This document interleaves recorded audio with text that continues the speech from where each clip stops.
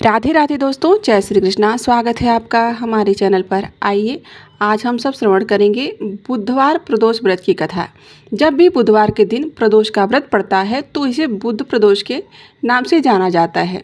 जो भी व्रत धारण करने वाले होते हैं वह सच्ची निष्ठा और नियम से इस व्रत को धारण करते हैं। इस दिन भगवान शिव की पूजा का विशेष प्रावधान है। साथ ही शिव परिवार का पूजन किया जाता है। तो इस व्रत के प्रभाव से मनुष्य के सभी प्रकार के पापों का नाश हो जाता है तथा मनुष्य सदा ही सुखी रहता है। इस व्रत को अगर विधवा स्त्री धारण करती है तो उसे धर्म की प्राप्ति होती है। सुहागन नारियों का सुहाग अटल होता है।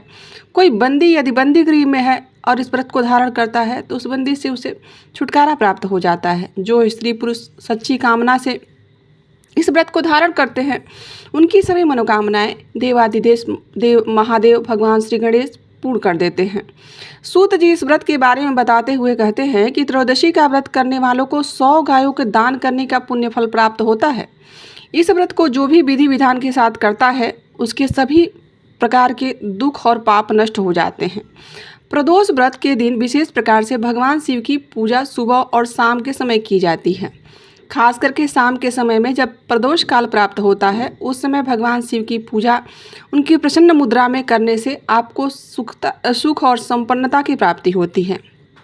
प्रदोष काल का समय जो कि सूर्यास्त के 1 घंटे पहले से लेकर 1 घंटे बाद तक का समय होता है, यह समय प्रदोष काल के नाम से जाना जाता है। और इस दौरान विशेष प्रकार से भगवान शिव के पूरे परिवार का विधि विधान के साथ पूजन करना चाहिए और बाद में इसकी कथा सुननी चाहिए। शिव चालीसा का पाठ करना चाहिए। भगवान शिव के स्तोत्र का पाठ कर सकते हैं आप। इससे भगवान शिव अपने भक्तों के सभी प्रकार के दुख संताप को दूर कर देते हैं। बुधवार त्रयोदशी व्रत को धारण करने से सभी कामनाएं सिद्ध होती हैं। इस दिन भगवान शिव जी के साथ साथ भगवान श्री गणेश का भी पूजन किया जाता है। उनका भी आशीर्वाद प्राप्त होता है। तो आइए सबसे पहले भगवान भोलेनाथ का ध्यान करते हैं और उसके पश्चात चलिए श्रवण करते हैं बुधवार प्रदोष की कथा। तो प्रेम से बोलिए श्री भोलेनाथ की जय, माता पार्वती की जय, भगवान श्री गणेश की जय। एक बार सभी प्राणियों के हित और परम पवित्र भगीरथी के तट पर ऋषि समाज द्वारा विशाल गोष्ठी का आयोजन किया गया था।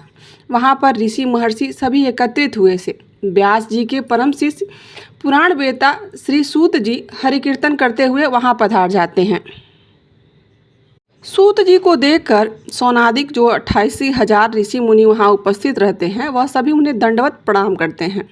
महाज्ञानी सूत जी ने भक्तिभाव से ऋषियों को हृदय से लगाया तथा आशीर्वाद प्रदान किया। विद्वान ऋषिगण और अन्य उनके जो शिष्य वह थे सभी आसन पर विराजमान हो गए। मुनिगण विनीत भाव में पूछने लगे कि हे परम दयालु, कलिकाल में भगवान शंकर जी की भक्ति किस आराधना द्वारा उपलब्ध की जा सकती है? हम लोगों को उस व्रत के बारे में कृपया करके बताइए, क्योंकि कलयुग में सभी प्राणी पाप कर्म से रत होंगे और फिर विधि शास्त्रों से भी विमुख हो जाएंगे। दीन जन अनेक संकटों से त्रस्त हो जाएंगे। हे मुनि श्रेष्ठ, कलिकाल में सत्कर्म की ओर किसी की रुचि नहीं होगी। जब पुण्य क्षीण हो जाएगा तो मनुष्यों की बुद्धि असत कर्मों की ओर प्रेरित होने लगेगी, जिससे दुर्वाचारी पुरुष वंश सहित समाप्त हो जाएंगे। इस अखिल भूमंडल पर जो मनुष्य ज्ञानी होकर ज्ञान की शिक्षा नहीं देता उस पर भी परमपिता परमेश्वर कभी प्रसन्न नहीं होते हैं। हे महामुनि, ऐसा कौन सा उत्तम व्रत है जिससे मनोवांछित फल की प्राप्ति होती है? कृपया करके आप हमसे कहिए। ऐसा सुनकर दयालु हृदय श्री सूत जी कहने लगे कि हे श्रेष्ठ मुनियों तथा सौनक जी, आपका धन्यवाद कि आपने इस प्रकार का प्रश्न पूछा। आपके विचार सराहनीय हैं एवं प्रशंसनीय भी हैं। आप वैष्णवों में अग्रगण हैं, क्योंकि आपके हृदय में सदा परहित की भावना ही रहती है। इसलिए हे सौनादिक ऋषि, आप सुनो। मैं उस वृतांत को आपसे कहता हूँ जिससे करने से सब पाप नष्ट हो जाते हैं। धन वृद्धि कारक, दुख विनाशक, सुख प्राप्त करने वाला, संतान देने वाला, मनोवांछित फल प्राप्ति कराने वाला यह व्रत मैं आप सभी को सुनाता हूँ, जो किसी समय भगवान शंकर ने माता सती को सुनाया था और उनसे प्राप्त यह परम श्रेष्ठ उपदेश मेरे पूज्य गुरु जी ने मुझे सुनाया था, जिसे मैं आपको आज सुनाता हूँ। आयु वृद्धि स्वास्थ्य लाभ हेतु रवि प्रदोष का व्रत धारण किया जाता है। अभीष्ट सिद्धि की प्राप्ति हेतु सोम प्रदोष का व्रत किया जाता है और रोगों से मुक्ति के और स्वास्थ्य में लाभ की प्राप्ति हेतु मंगल प्रदोष का व्रत किया जाता है। सभी कामना की सिद्धि के लिए बुध प्रदोष का व्रत किया जाता है और शत्रुओं पर विजय प्राप्ति के लिए तथा शत्रुओं के विनाश के लिए गुरुवार यानी बृहस्पति प्रदोष का व्रत किया जाता है। सौभाग्यवती स्त्री समृद्धि के लिए शुक्र प्रदोष का व्रत धारण करती हैं। पुत्र प्राप्ति हेतु शनि प्रदोष का व्रत किया जाता है और शनि प्रदोष के दिन प्रातः काल स्नान करके शिव जी का ध्यान किया जाता है। शिव जी के ध्यान में मग्न हो और शिव मंदिर में जाकर भगवान शंकर की पूजा करें। पूजा के पश्चात अर्धपुंड त्रिपुंड का तिलक धारण करें। बेलपत्र चढ़ाएं, धूप दीप अक्षत चढ़ाकर भगवान की पूजा करें। ऋतु फल जो भी आपके पास उपलब्ध हो आप भगवान को समर्पित करें और ओम नमः शिवाय यानी पंचाक्षरी मंत्र का एक माला जरूर करें। ब्राह्मणों को भोजन कराने में यदि सामर्थ्य हो आपका तो आप ब्राह्मणों को भोजन कराएं अथवा उन्हें दान दक्षिणा जरूर दें। तत्पश्चात मौन व्रत धारण करना चाहिए। व्रती को सत्य भाषण करना चाहिए। प्रदोष का व्रत जो भी 11 या 26 त्रयोदशी व्रत करना चाहता है उसे एक संकल्प लेकर फिर इस व्रत को करना चाहिए। इसके बाद फिर व्रत का उद्यापन करना चाहिए और हवन की आहुति देनी चाहिए। इससे अभीष्ट फल की प्राप्ति होती है। व्रती पृथ्वी पर शयन करे, इससे सर्वकामना सिद्ध होती है और यह व्रत श्रावण मास में हो तो अति उत्तम माना जाता है। यह सर्व सुख धन आरोग्य देने वाला है। यह व्रत इस समय सभी मनोरथों को पूर्ण करने वाला है। हे ऋषिवरों, यह प्रदोष व्रत मैंने जो आपको बताया है किसी समय भगवान शंकर जी ने माता सती को और फिर वेद व्यास मुनि ने मुझे बताया था। सोनादिक जो ऋषि थे उन्होंने कहा कि हे पूज्यवर महामती, आपने यह व्रत परम गोपनीय मंगलप्रद कष्ट निवारण बतलाया है। इस प्रकार आप हमें प्रदोष व्रत की कथा को भी सुना दीजिए। सूत जी बोले कि ऋषियों, मैं आपको बुध त्रयोदशी प्रदोष व्रत की कथा अब सुनाता हूँ, ध्यानपूर्वक श्रवण करिए। प्राचीन काल की कथा है।